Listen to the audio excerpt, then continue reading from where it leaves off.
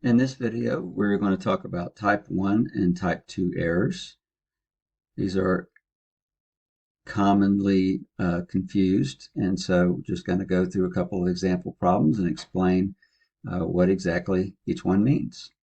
So this is from the Practice of Statistics, version 5E, section 9.2, problem number 53. So problem 53 says describe a type 1 error and a type 2 error in this setting and explain the consequences of each. So we're referring back to exercise 39, which says that a local high school makes a change that should improve student satisfaction with the parking situation. Before the change, 37% of the school students approved of the parking that was provided, and after the change, 83 students say that they approve of the new parking arrangement. So without working that problem, we know that the null hypothesis is that there was no change. In other words, P is 0.37. After the change, they want to see if there is evidence that the school students approved of the change or felt like the parking was better. And that would be our alternative hypothesis, which would be that there is a greater satisfaction. So let's talk about what a type 1 and a type 2 error is in general. In general, we've got two situations. Either the null is true or the null is false, and then we either reject the null or fail to reject the null. If we reject the null when the null actually was true, this is called a type 1 error. It's a false positive. If we fail to reject the null when the null was false, then we've got a type 2 error, which is a false negative. It's easy to confuse those, but a good way to remember is to think of fail to type 2. Fail to type 2. So if you fail to reject when the null was false, then you've got a type 2 error.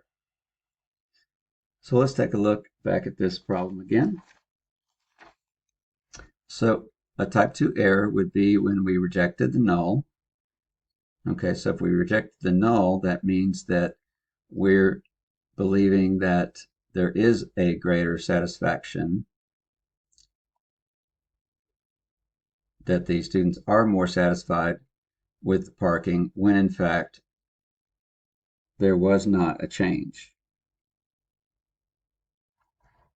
Or actually when they really aren't.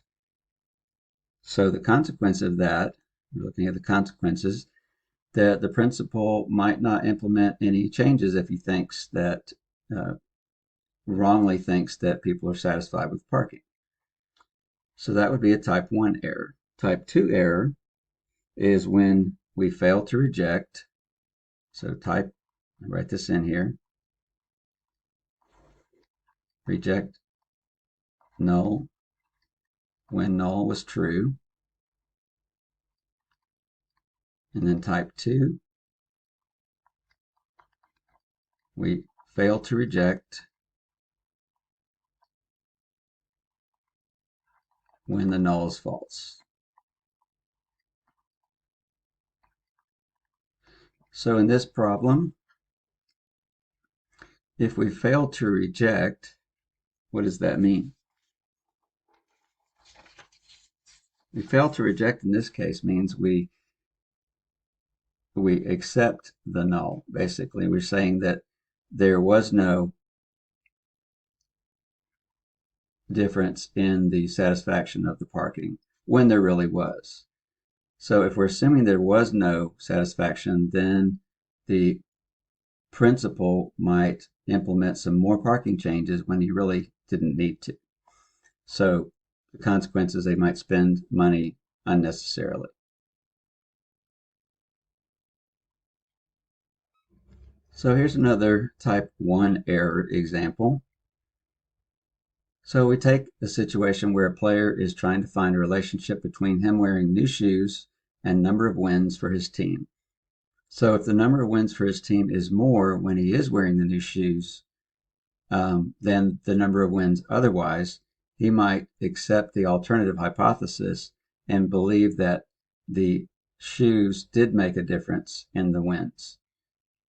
But if there really wasn't enough of a difference in that, then that would be a type 1 error. He's assuming that there is a relationship when there really wasn't. We've rejected the null when the null really was true that there was no change. Type 2.